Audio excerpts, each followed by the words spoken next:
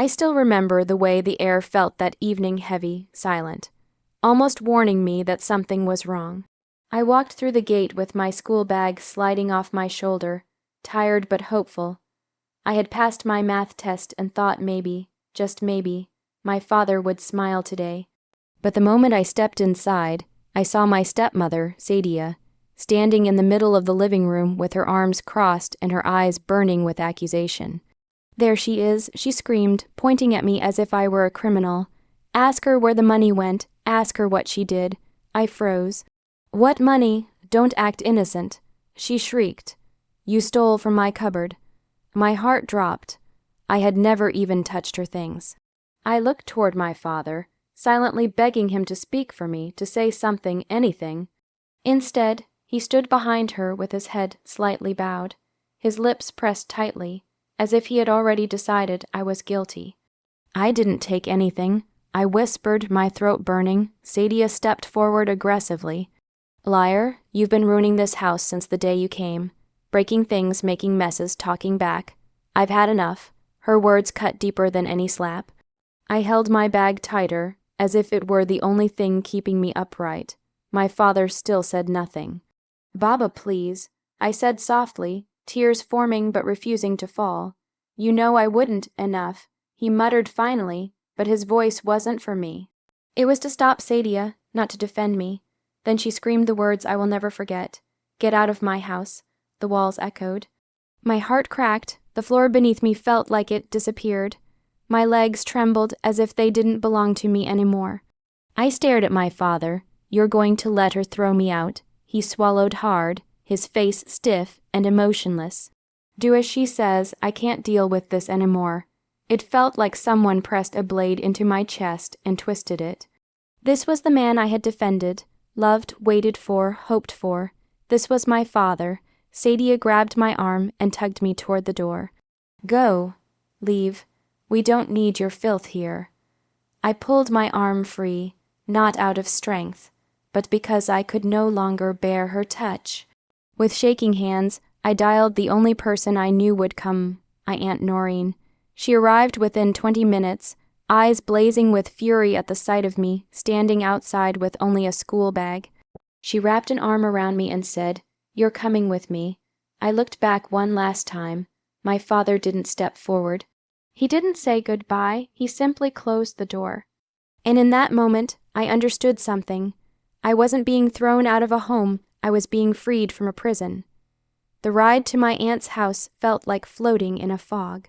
I stared out the window, my vision blurred, unsure whether it was rain or tears distorting the world outside. Aunt Noreen kept glancing at me, her jaw clenched in anger, but she didn't push me to speak. She knew I was too shattered to form words. When we finally arrived, she guided me into her warm, quiet home. The smell of fresh bread filled the air, and for a moment, something in my chest loosened. She took my bag from my hand and placed it on the couch as if it carried fragile glass inside. "Sit," she said softly. I sat, and the moment I heard her voice, the barrier I had built all day finally collapsed. The tears came violently loud, painful, uncontrollable. Aunt Noreen pulled me into her arms, holding me like a mother holds a child who has been lost for years. "It's okay," she murmured. "Cry, you're safe now." Safe, the word felt foreign to me. After I finally calmed, she made me warm soup and placed a blanket around my shoulders. She didn't ask questions right away. She let me breathe first. When she eventually spoke, her voice carried both gentleness and fire. "Tell me everything," and I did. I told her about Sadia's taunts, the insults whispered behind closed doors, the blame placed on me for every tiny problem, and the years my father had chosen to look away. I confessed how I kept hoping he would suddenly defend me, suddenly see me, suddenly act like a father. But he never did. My aunt listened without interrupting, tears glistening in her eyes. When I finally finished, she squeezed my hand. "You deserved love, not pain. What they did was cruel, not parental." Her words wrapped around my bruised heart like balm. In the days that followed, she gave me space but also structure. She enrolled me in a new school, helped me organize my books, and insisted I eat proper meals. Slowly, her house stopped feeling like a temporary shelter and started feeling like a home. One evening, she discovered my sketchbook. Instead of treating it like a childish hobby, she admired every drawing, every stroke. "You have talent," she said proudly. "Real talent. You should let the world see this." No one had ever said that to me before. Little by little, I began to heal.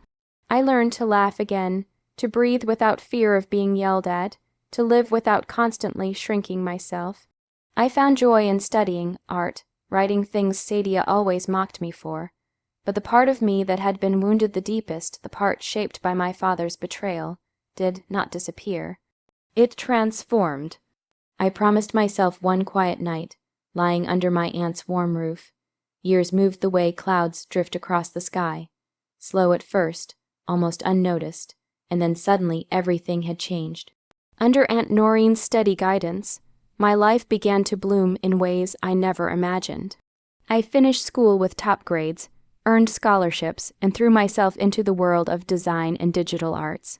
What began as sketches hidden in a notebook grew into a skill people admired. I learned to live loudly without asking permission. My aunt cheered for every step I took. From my first small freelance job to the day I received a national award for an awareness campaign I designed.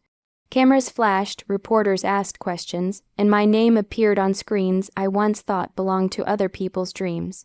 That night, as I held the award in my trembling hands, I felt a quiet victory burning inside me, not just pride, justice. Because while my life was rising, theirs was falling. Rumors began to reach me in whispers. My father had quit his job after a series of arguments, and Sadia's business, something she bragged about constantly, had started losing customers. Their expenses grew while their income shrank. Their reputation in the neighborhood cracked. People began avoiding their house. I didn't smile at their downfall, but I didn't pity them either. Then one afternoon, everything changed. I was sitting in my office, surrounded by sketches pinned on the walls, when my assistant knocked on my door. "Elena, there's someone here asking for you. He says he's your father." My heart paused mid-beat. I felt the world tilt slightly, a quiet echo of the night I was thrown out. I stood from my chair, steadying myself before walking to the reception area. There he was. My father looked smaller than I remembered. Tired, older, weighed down by years of guilt.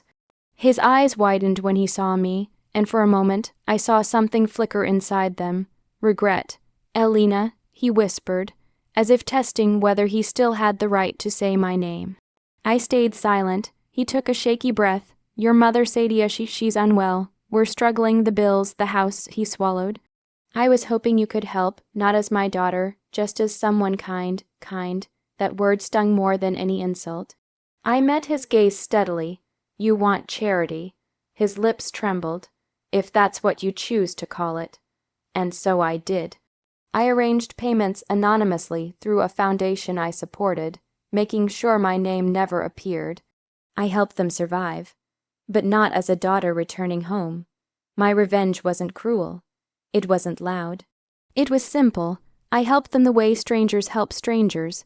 Later that night, as I sat alone in my quiet office, I realized something powerful. They had abandoned me, yet I had become someone they had no choice but to seek. And that, more than anything, was my sweetest revenge. Returning to the house I once called home felt surreal, almost like walking into a memory I no longer belonged to. I stood outside the rusted gate, with the late afternoon sun casting long shadows across the yard. The paint on the door was peeling, the garden unkempt, and the windows dull.